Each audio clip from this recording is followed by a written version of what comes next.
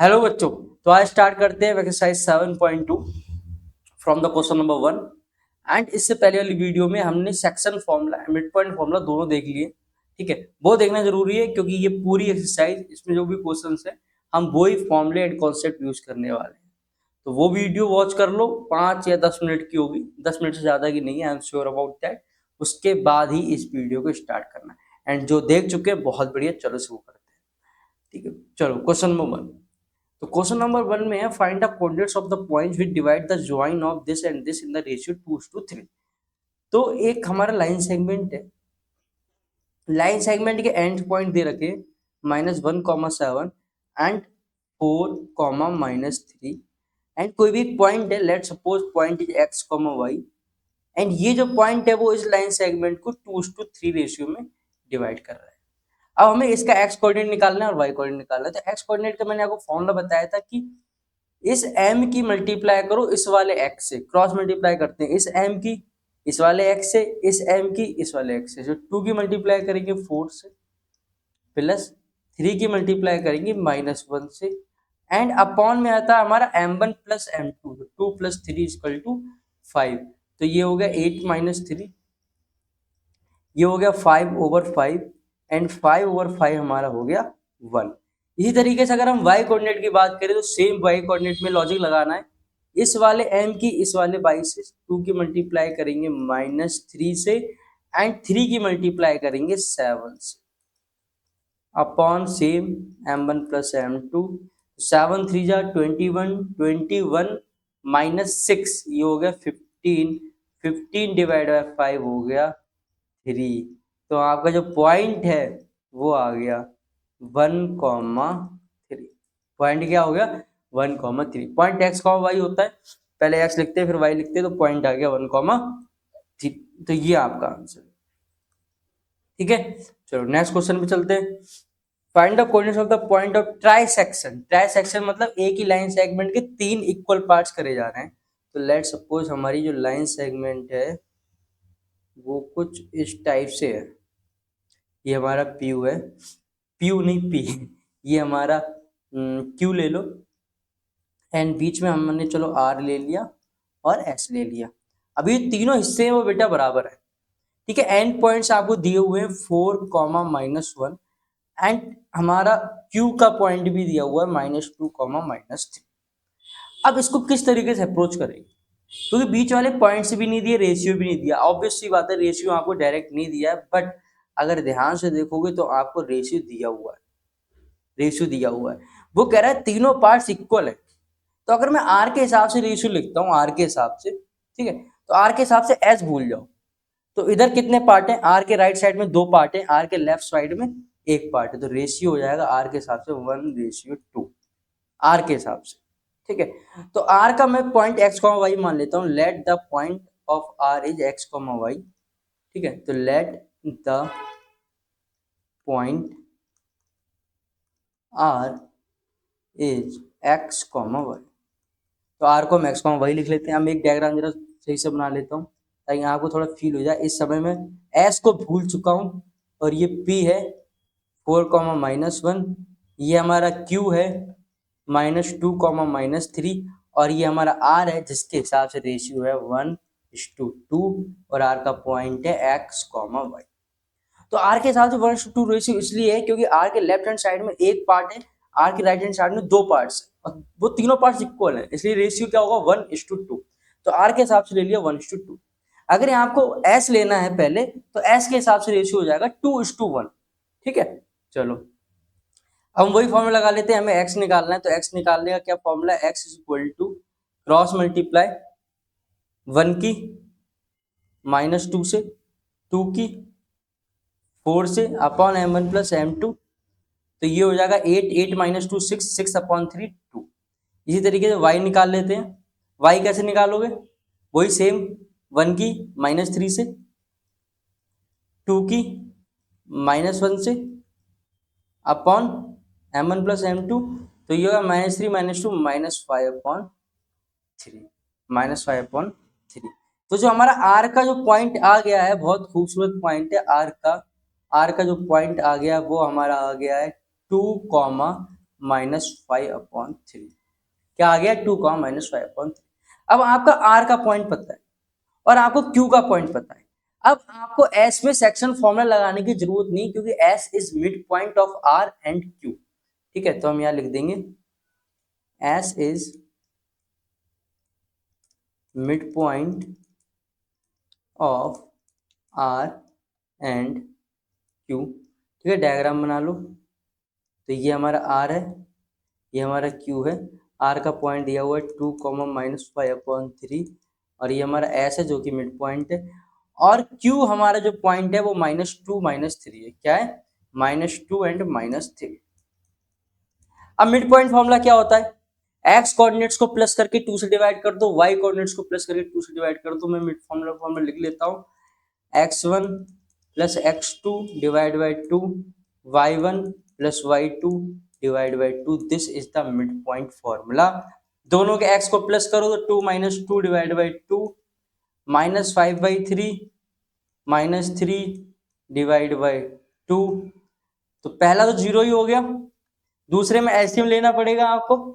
तो यहाँ पर 1 एज्यूम कर लो, तो 3 3 जा 9 और 9 और 5 -14, -14/3 डिवाइड बाई 2। मैंने एलसीएम ले लिया, तो 3 और 1 का एलसीएम 3, 3 3 जा 9, 1 5 जा 5, तो 5 और 9 14। तो ये आ जाएगा नीचे, 3 नीचे आ जाएगा, 3 × 2 -14, 2 7 जा 14। तो इसका आंसर आ जाएगा 0, -7/3। तो ये हमारा हो गया x का कोऑर्डिनेट 0, -7/3। तो जिस हिसाब से मैंने किया उस हिसाब से ये आंसर। अब आप एक बार चेक कर लेना आंसर एनसीईआरटी में। हो सकता है कोई भूल चूक हो गई हो, कभी कभी हो जाती है, डेटा अभी में मिसप्रिंट हो जाता है। कभी कभी एनसीईआरटी में हो सकता है 4,1 हो और यहाँ पर धोखे से 4,-1 आ गया हो।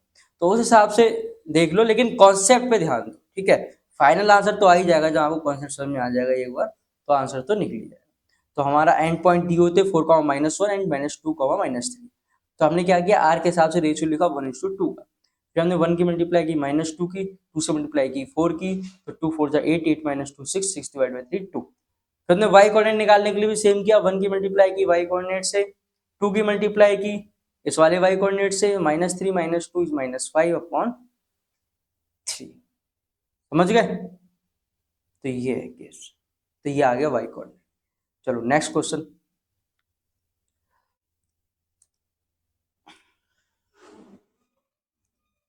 Yes, find the ratio. अब हमें इसमें रेशियो निकालना है in which the line segment this is divided by this. बहुत सिंपल है। पहले हम बना लेते हैं फिगर। एंड पॉइंट्स हमें दिए हुए हैं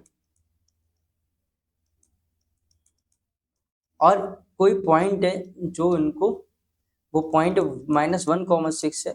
लेट सपोज वो उनको m1:m2 रेशियो में डिवाइड करना है। तो आपको फाइंड क्या करना है इस क्वेश्चन में, ये बताओ पहले। m1/m2 फाइंड करना है आपको, रेशियो फाइंड करना है, मतलब दो चीजों का रेशियो। तो m1/m2 आपको फाइंड करना है। तो देखो x कोऑर्डिनेट भी दे रखा है, यही होता है ना हमारा x, y।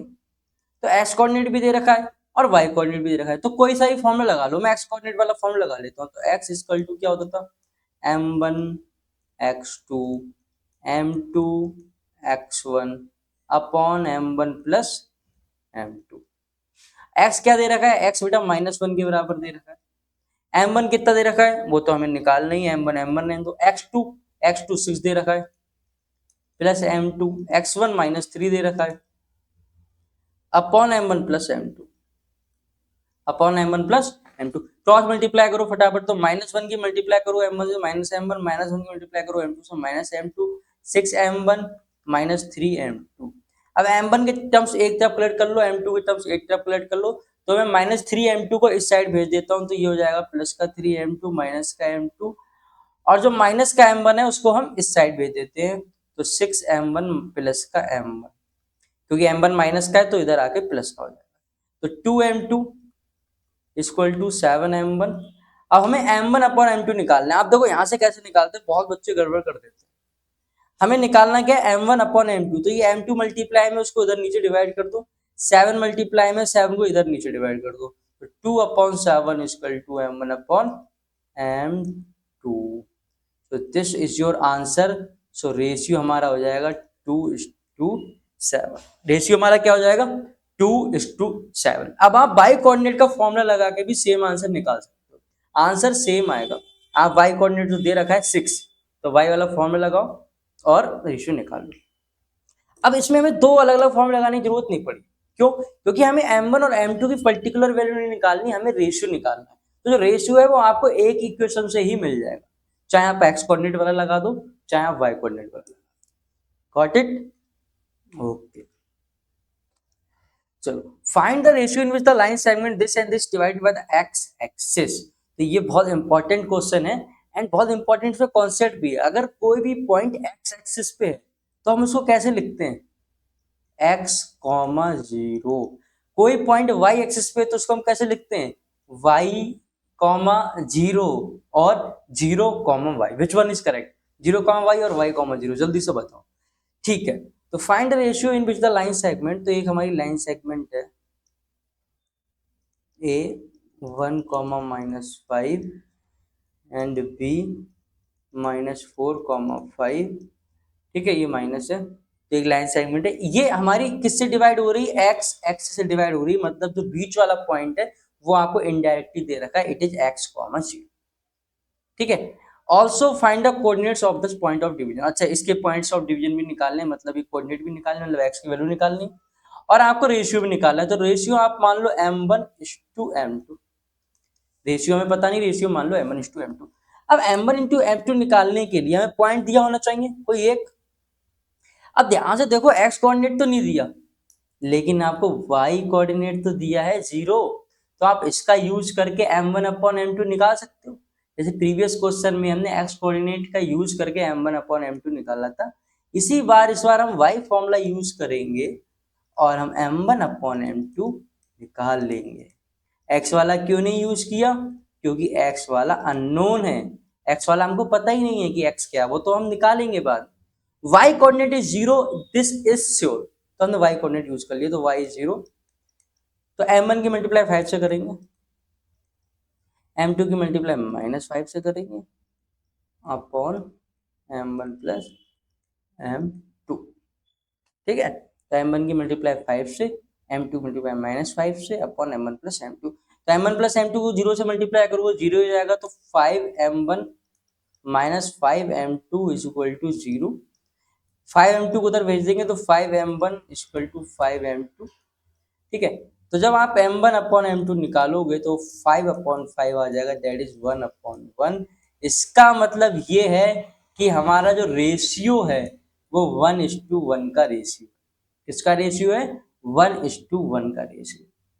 अब आप x निकाल सकते हो। उसने फिर सेकंड पार्ट पूछा, find the coordinates of the point of division, मतलब वो x पूछ रहा है। तो x का फॉर्मूला हम लगा देंगे, x का फॉर्मूला हो जाएगा 1 × -4 प्लस 1 × 1/1 + 1 is 2। तो ये हो गया -4 + 1/2, तो this is -3,2, 3/2, -3/2। So this is our point of division. तो हमारा जो कोऑर्डिनेट्स हो गए, चलो इसको मैं अलग पेन से लिख देता हूँ। तो जो हमारे कोऑर्डिनेट्स हो गए वो हो गए -3/2, 0। तो दिस इज आवर कोऑर्डिनेट -3/2, 0। तो इस तरीके से करेंगे। तो अगर वो बोलते हैं point is lie on the x axis, तो point is directly x, 0। Point is lie on the y axis, point is 0, y। तो जब y एक्सिस पे पॉइंट होगा तो 0, y लिखेंगे, तो इसमें हमें x वाला नोन है 0, इसमें हमें y वाला नोन है 0। तो y वाले को यूज करके हमने रेशियो निकाल लिया एंड देन हमने x फॉर्मूला यूज कर लिया और x कोऑर्डिनेट निकल गया -3/2। दैट्स इट, इतना करना है। ठीक है, चलो। सो पढ़ते हैं दिस क्वेश्चन। तो 1,2, 4, y and x, 6 and 3, 5 are the vertices of the parallelogram taken in order। बहुत इंपॉर्टेंट क्वेश्चन है, बहुत ही ज्यादा, क्योंकि इस कॉन्सेप्ट पे क्वेश्चन नहीं, कॉन्सेप्ट, क्वेश्चन तो रटना ही मत कभी। अब मैं जो कॉन्सेप्ट बताऊंगा उसे ध्यान रखना।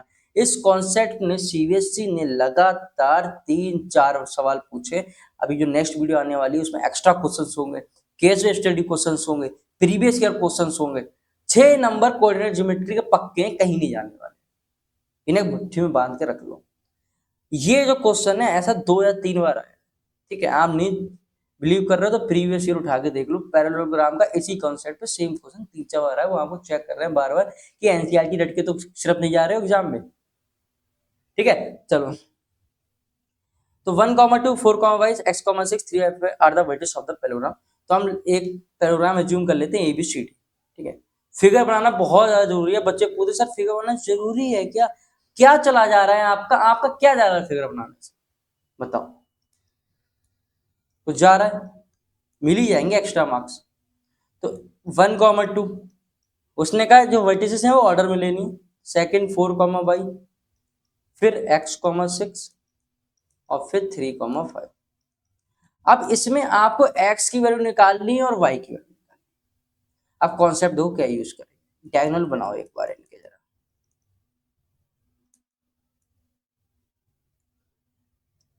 तो एक पैरेललोग्राम की प्रॉपर्टी होती है डायगोनल बाइसेक्ट ईच अदर। क्या होती है? Diagonal bisect each other. उसी प्रॉपर्टी को आज हम यूज करके क्वेश्चन करेंगे। कैसे करेंगे? अगर आप ए और सी का मिड पॉइंट निकालोगे तो भी ओ आएगा, ठीक है। ए और सी लाइन का अगर मिड पॉइंट निकालोगे तो ओ आएगा, और डी और बी का मिड पॉइंट निकालोगे तब भी ओ आएगा। तो दोनों पॉइंटों से अगर आप मिड पॉइंट निकालोगे तो सेम मिड पॉइंट आएगा ओ। सो हम लिखेंगे पहले mid point of A C and B D is O. दोनों से हमारा मिड पॉइंट ओ आएगा। तो हम ए सी से मिड पॉइंट लिख लेते हैं पहले, mid point of A C, mid point of A C. अब मिड पॉइंट लिखने का क्या फॉर्मूला है? एक्स कोऑर्डिनेट को प्लस करके 2 से डिवाइड, वाई कोऑर्डिनेट को प्लस करके 2 से डिवाइड। तो एक्स को प्लस करोगे तो x प्लस 1/2 और y को प्लस करोगे तो 6 प्लस 2 8, 8 डिवाइड बाई, चलो लिख देते हैं यार ना तुम कंफ्यूज हो जाओगे। तो ये हो जाएगा x plus 1/2 divide by comma 4। तो ये मिड पॉइंट हो गया जब आपने ए और सी के पॉइंट्स को यूज किया। अगेन आप बी और डी को पॉइंट्स को यूज कर सकते हो, तो मिड पॉइंट निकाल सकते हो, mid point of B D, ठीक है, mid point of B D. तो बी और डी का मिड पॉइंट निकालोगे वही करोगे, एक्स को प्लस करके 2 से डिवाइड, तो 4 plus 3 7, 7 divide by 2 and 5 plus y divide by 2। दोनों से आपने निकाल लिया। अब यार एक बात बताओ, ये भी तो मिड पॉइंट ओ का है और ये भी तो मिड पॉइंट ओ का है, दोनों मिड पॉइंट ओ के ही तो हैं। ये भी कोऑर्डिनेट ओ का है और ये भी ओ का ही कोऑर्डिनेट है। तो दोनों कोऑर्डिनेट को इक्वेट कर दो। इसे मान लो इक्वेशन नंबर 1 और इसे मान लो इक्वेशन नंबर 2। तो यहाँ पर लिख लो equate equation 1, equate equation 1 and equation 2। दोनों इक्वेट कर दो, मतलब दोनों दोनों पॉइंट ओ की तो हैं, तो दोनों का एक्स कोऑर्डिनेट बराबर होना चाहिए, वाई कोऑर्डिनेट भी बराबर होना चाहिए। तो एक्स कोऑर्डिनेट जब बराबर होगा तो एक्स प्लस 1/2 को बराबर कर दो 7/2 के। दोनों का एक्स कोऑर्डिनेट बराबर होना चाहिए। 2 से डिवाइड करो, 1 प्लस में 1 इधर माइनस में चला जाएगा तो एक्स की वैल्यू आ जाएगी 6। एक्स की क्या वैल्यू आ जाएगी? 6। इसी तरीके से दोनों के वाई कोऑर्डिनेट को भी बराबर कर, तो जो वाई को बराबर करेंगे तो ये आ जाएगा 5 plus y over 2 is equal to 4। Cross multiply करेंगे तो 4 2 8, 5 प्लस में 5 माइनस में चला जाएगा तो वाई की वैल्यू आ जाएगी 3।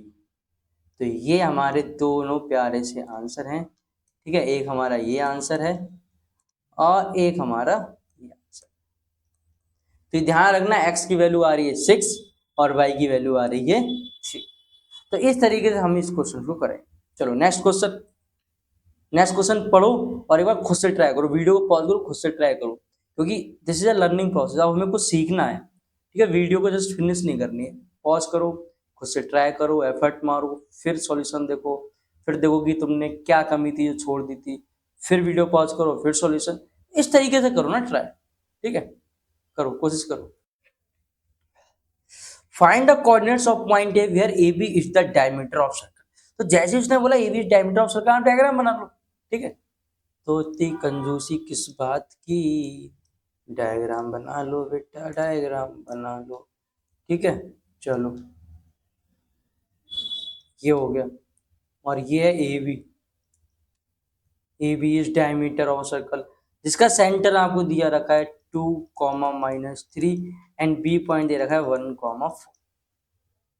सेंटर को चलो वो मान लेते हैं, क्या मान लेते हैं, ओ। अब आप एक बार ध्यान से सोचो, तो आपको लग नहीं रहा कि जो सेंटर होता है वो ए और डायमीटर का मिड पॉइंट होता है? जो सेंटर होता है वो डायमीटर का मिड पॉइंट होता है। तो इन अदर वे मैं नहीं कह सकता कि जो सेंटर है ओ वो ए और बी का मिड पॉइंट है। तो आपको ए कोऑर्डिनेट निकालने, तो ए को पहले कुछ मान लेते हैं, let the coordinates of A is x, y, let the A x, y। तो हम इसको x, y मान लेते हैं। अब mid point of A and B is O, mid point of A and B is O. A और B का mid point क्या है, ओ। तो ए और बी का मिड पॉइंट निकाल लेते हैं। तो 2, -3 ओ तो ऑलरेडी दिया हुआ है, और ए और बी का मिड पॉइंट भी ओ आएगा। क्या आएगा, एक्स कोऑर्डिनेट को प्लस करके 2 से डिवाइड, वाई कोऑर्डिनेट को प्लस करके 2 से डिवाइड। ठीक है, ओ कोऑर्डिनेट हमें पहले से दिया हुआ था 2, -3। अब ये ओ कोऑर्डिनेट बराबर होगा ना ए और बी के मिड पॉइंट के, क्योंकि ए और बी का मिड पॉइंट भी तो ओ ही है। तो एक बार तो हमने ए और बी के मिड पॉइंट का फॉर्मूला लगा दिया, एक्स कोऑर्डिनेट को प्लस करके 2 से डिवाइड, वाई कोऑर्डिनेट को प्लस करके 2 से डिवाइड, और हमने ओ का जो सेंटर ऑलरेडी दे रखा था वो कंपेयर कर लिया। अब कंपेयर कर लेंगे, जो एक्स कोऑर्डिनेट होगा वो एक्स कोऑर्डिनेट के बराबर होगा, जो वाई कोऑर्डिनेट होगा वो वाई कोऑर्डिनेट के बराबर होगा। तो 2 बराबर होगा हमारे x प्लस 1/2 के, तो 2 कट गया, तो ये आ जाएगा 1 इक्वल टू एक्स प्लस 1, 1 उधर जाके सब्ट्रैक्ट हो जाएगा, तो x की वैल्यू आ जाएगी 0। x की वैल्यू क्या आ जाएगी, 0। ठीक है, x की वैल्यू 0 आ गई। अब एक बार हम -3 को कंपेयर कर लेंगे y प्लस 4/2 के, तो क्रॉस मल्टीप्लाई करेंगे, -6 इक्वल टू वाई प्लस 4, तो ये आ जाएगा y इक्वल टू -10। क्या आ जाएगा, y इक्वल टू -10। तो ये प्यारे प्यारे आपके दोनों आंसर हो गए। ठीक है, अरे ये दो अलग अलग आंसर नहीं है, ए का कोऑर्डिनेट पूछा है, तो ए का कोऑर्डिनेट क्या होता है, x, y। तो ये हो गया 0, -10, 0, -10। ठीक है, ये होगा।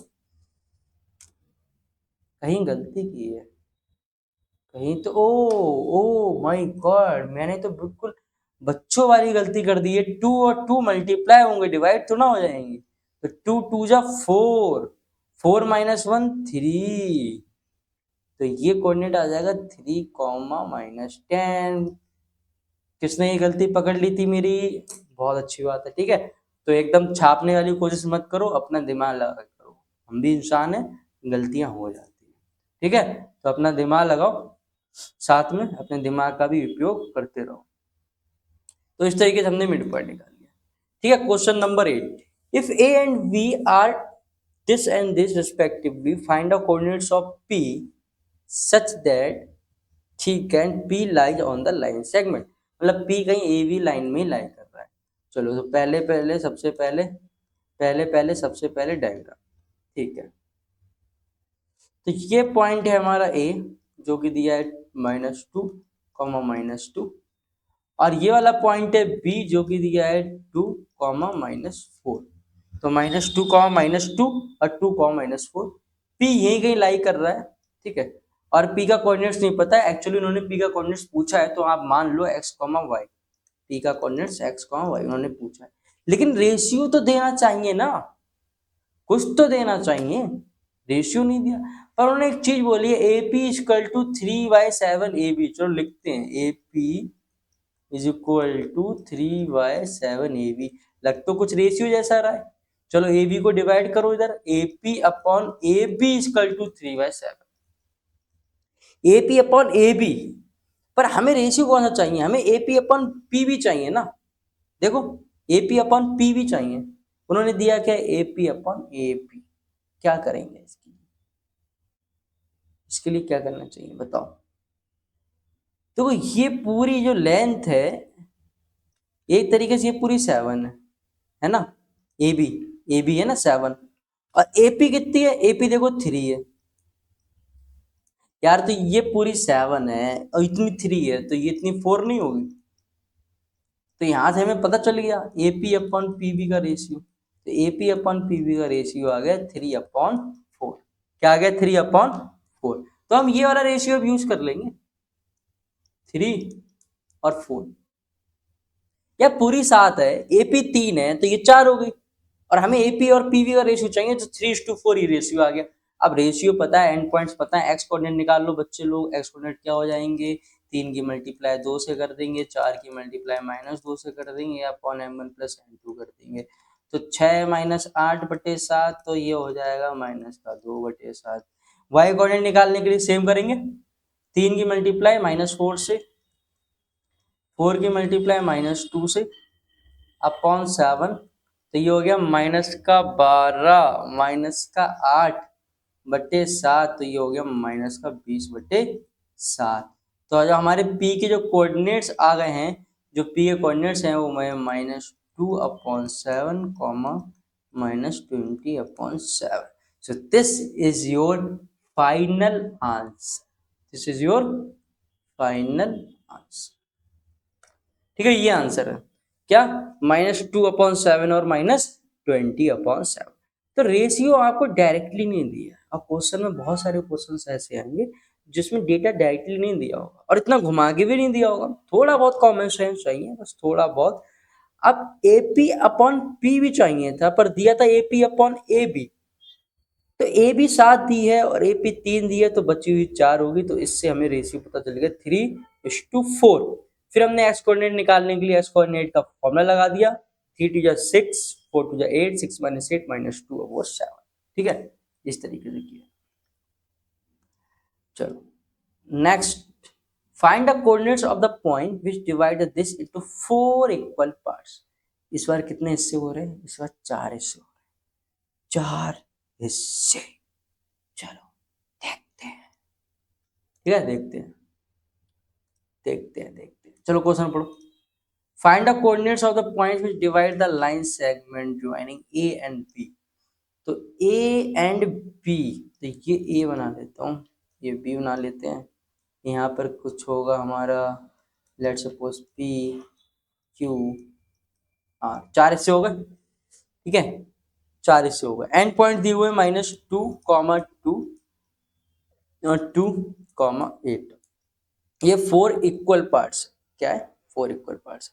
तो Q तो ऐसे ही आ जाएगा ना, साफ साफ दिख रहा है। जो Q है वो A एंड B का मिड पॉइंट है, तो हम लिख देंगे Q is mid point of A and B।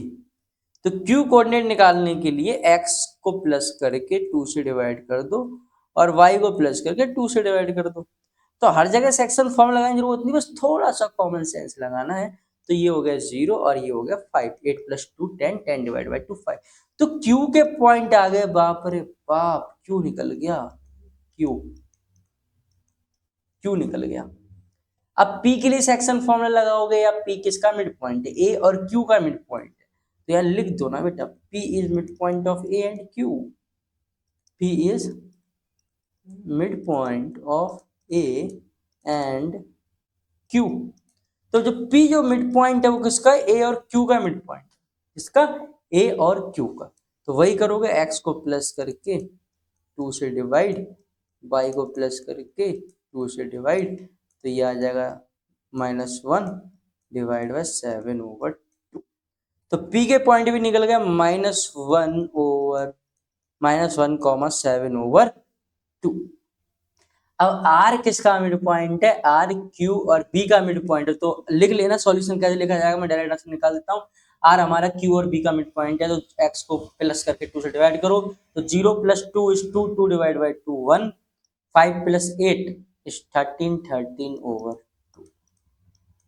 तो ये हो गया R। तो P Q R। अब कहीं सेक्शन फॉर्मूला लगाना पड़ा, तो जरूरी थी ना कि यार हर क्वेश्चन अगर उन्हें दिया तो सेक्शन फॉर्मूला ही लगेगा। रट लिया फॉर्मूला और लगाए जा रहे हैं, पता भी नहीं क्वेश्चन में पूछा क्या है क्या नहीं। तो एक, इसलिए कहता हूँ क्वेश्चन को रटो नहीं। अब ये क्वेश्चन आ गया तो जरूरी भी नहीं कि हर साल यही आ जाए, बेटा मे भी अलग है, लेकिन इजी होगा, डेफिनेटली इजी होगा। इजी और हार्ड क्वेश्चन आप बनाते हो, सीबीएसई हार्ड नहीं देती है, आप बना देते हो उसको हार्ड। ठीक है, चलो next, last and but not least. तो last question, find the area of rhombus if its vertices are this and this taken in order. तो पहले हम फिगर बनाएंगे, पहले हम क्या बनाएंगे, पहले व्हाइट ले लेते हैं ना, व्हाइट इज ब्यूटीफुल, चलो व्हाइट ले लेते हैं। तो ऑर्डर में ले लेते हैं, तो 3,0 ए ले लेते हैं, चलो ए बी सी डी, तो बी हो गई 4,5, सी हो गई -1,4, डी हो गई -2, अब उसने एरिया ऑफ रोम्बस पूछा है, तो ये पहले तो हो गया 7th क्लास का क्वेश्चन कि what is area of rhombus. तो एरिया ऑफ रोम्बस हमारा होता है, area of rhombus is equal to half d1 multiply d2, half d1 multiply d2, जहां पर d1 d2 क्या है, डायगोनल है, तो एक डायगोनल तो ये हो गया और एक डायगोनल तो रोम्बस का ये हो गया। अब डायगोनल तो आप निकाल ही लोगे यार, d1 डायगोनल है, ए और सी के पॉइंट यूज करके डिस्टेंस फॉर्मूला लगा के डायगोनल निकाल लो। चलो d1 निकालते हैं, तो d1 निकालने के लिए आपको डिस्टेंस फॉर्मूला लगाना पड़ेगा ए और सी का, तो ए और सी का एक्सपोनेंट घटा के उनका स्क्वायर। अब घटाना मत भूल जाना कि बहुत सारी क्लास हो गई, अब तो भूल गए, ठीक है। 0-4 का स्क्वायर, x1 - x2 का whole square plus y - y2 का होल स्क्वायर, और किसी को किसी में से घटा सकते हो, कोई प्रॉब्लम नहीं। तो माइनस माइनस हो गया प्लस, तो 3 + 1 = 4, 4 का स्क्वायर 16, 4 का स्क्वायर अगेन 16, तो आंसर आ गया 16, नहीं आंसर आ गया 4√2। क्या आप फैक्टर कर लेना, 32 आएगा ना, जोड़ोगे तो 32 आएगा, 32 के फैक्टर कर लेना, आंसर आ जाएगा 4√2। क्या आ जाएगा, 4√2। फिर d2 निकाल लेते हैं, d2 निकालने के लिए b और d इन दोनों में डिस्टेंस फॉर्मूला यूज कर लो, अगेन x को हटा के उनका स्क्वायर, तो 4 - -2 का स्क्वायर प्लस 5 - -1 का स्क्वायर, 5 - -1 का स्क्वायर, या अंदर स्क्वायर गलती से लग गया, कोई बात नहीं, इसको हटा दो, ठीक है। तो 4 - -2, तो 4 + 2, 4 + 2 6, 6 का स्क्वायर 36, और ये अगेन 36, तो ये आ गया 6√2, क्या आ गया 6√2। 36 + 36 से 72, 72 के फैक्टर कर लेना, यही आंसर है 6√2, ठीक है। अब एरिया निकालने के लिए हाफ मल्टीप्लाई 4√2 मल्टीप्लाई 6√2, तो √2 मल्टीप्लाई √2 इज 2, √2 की √2 से मल्टीप्लाई करो 2 आ जाएगा, और एक नीचे 2 है, तो ये सब कट गया, खाली 4 × 6 होता है 24 स्क्वायर यूनिट्स। तो एरिया क्या हो गया, 24 स्क्वायर यूनिट्स। तो दिस इज आवर आंसर, ये क्या है, ये हमारा आंसर 24 स्क्वायर यूनिट्स। तो ध्यान रखना, रोम्बस का area half into d1 × d2। अब जरूरी नहीं है, हो सकता है एग्जाम में इक्विलेटरल ट्रायंगल का एरिया पूछ ले, तो एरिया किसी का ही पूछ सकता है। डिस्टेंस निकालने के लिए डिस्टेंस फॉर्मूला यूज करोगे। मान लो ये इक्विलेटरल ट्रायंगल दे दिया, ट्रायंगल के तीनों वर्टिसेस दे दी और बोला इक्विलेटरल ट्रायंगल का एरिया निकालो, तो इक्विलेटरल ट्रायंगल का एरिया का पहले तो फॉर्मूला पता होना चाहिए, जो कि होता है √3/4 इंटू साइड का स्क्वायर, और साइड तीनों ही बराबर होती है, तो कोई से भी दो कोऑर्डिनेट्स लेके डिस्टेंस फॉर्मूला लगा के साइड निकाल लेना और यहाँ पुट कर देना, तो ये आ जाएगा। मान लो उसने पूछ लिया स्क्वायर का एरिया, तो स्क्वायर का एरिया होता है साइड स्क्वायर, अगेन आपको चारों साइड निकालने की जरूरत नहीं है, कोई एक साइड निकाल लेना और यहाँ पुट कर देना। तो अब ये तो क्वेश्चन है, मान लो उसने रेक्टेंगल की फिगर दे दी और पूछ लिया एरिया, तो लेंथ मल्टीप्लाई ब्रेथ, तो आपको उसमें 2 बार डिस्टेंस फॉर्म लगाना पड़ेगा। एक बार लेंथ निकालने के लिए उनके 2 कोऑर्डिनेट्स यूज करके लेंथ निकाल लेना, ब्रेथ वाले कोऑर्डिनेट यूज करके ब्रेथ निकाल लेना, और लेंथ मल्टीप्लाई ब्रेथ कर लेना। तो ये छोटी छोटी चीजें कैसे आती है, आप प्रैक्टिस करते हो, ठीक है, कॉन्सेप्ट यूज करते हो, क्वेश्चन रटने की कोशिश नहीं करते हो, ठीक। चलो तो आज लिए इतने ही रखते हैं, नेक्स्ट क्लास में मिलते हैं। बहुत अच्छी वीडियो आने वाली, जिसमें आपने अगर वीडियो देख ली तो आपको 6 नंबर पक्के हैं, कहीं नहीं जाने वाले। एंड कम नंबर ना पक्के करना बहुत जरूरी होता है। लोग कहते हैं सर कोऑर्डिनेट तो बहुत इजी हो ही जाता है, ऐसा नहीं है। जो चीज इजी है ना, मान लो उसी में आपके क्वेश्चन गलत हो गए, क्योंकि इजी जो होता है वो 80-90% लोग कर देते हैं, और वो आपने गलत कर दिए, तो फिर आपके मार्क्स नहीं अच्छे आ सकते। तो इजी तो आने ही चाहिए 100% श्योर, ठीक है। चलो बाय बाय।